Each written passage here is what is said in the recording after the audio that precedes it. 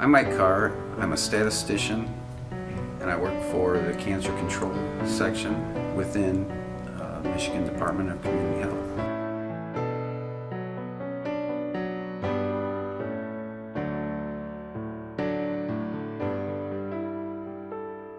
Well, I heard about the internship program, and at the time I was working on some GIS mapping, and it was a hobby of mine partly, but I was trying to show that it was important to community health, specifically cancer control, and I wanted to get some actual projects done so that I could show that. It was important to my boss to see some actual projects, and it was important to me to get some.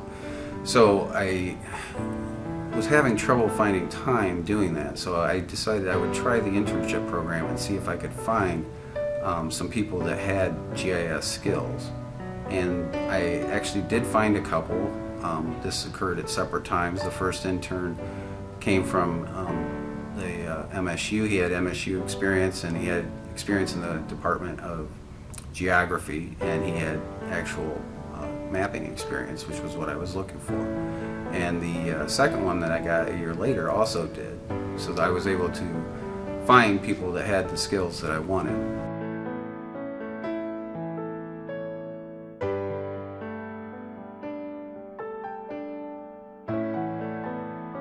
The other personal reason that I was looking for interns was that I had a son that was becoming a teenager, and I knew that finding a job for teenagers was becoming more difficult than it was when I was a kid. And I also have been aware that getting an internship is an important thing, such as is community volunteering and other things, honors classes, various other things that are really important now that I really got away with not having to have those to get into college. So I knew that doing an internship would provide at least one person with an opportunity to put something on their resume. So I figured if I got somebody good to help me, that, you know, in addition to hopefully their school credit or whatever they were getting out of the internship, that they would also get relevant experience.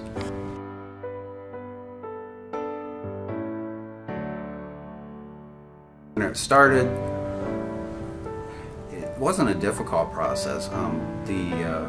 What would happen is you would get emails from people. Sometimes they came directly to me. They usually came through our department's coordinator for internships. And so then I would filter through them and look through the resumes and try to find somebody that had the skills I was looking for. And the first time that I sought an internship, or an intern, there were actually very few applicants, and I was fortunate to find one that had the software skills that I was looking for. The second one followed the same process, and you know, after the first time through it, I was used to it, and I had learned some things from my first experience, and it you know, made the second one easier. Now, for the current year, the intern I currently have right now, I went through a pilot program on NeoGov, and so it was nice in the sense that the application process was formalized. Now, it was just a pilot, so there were some things that ended up being corrected, and I was asked for input on the process, and I gave what I thought would help the process moving forward.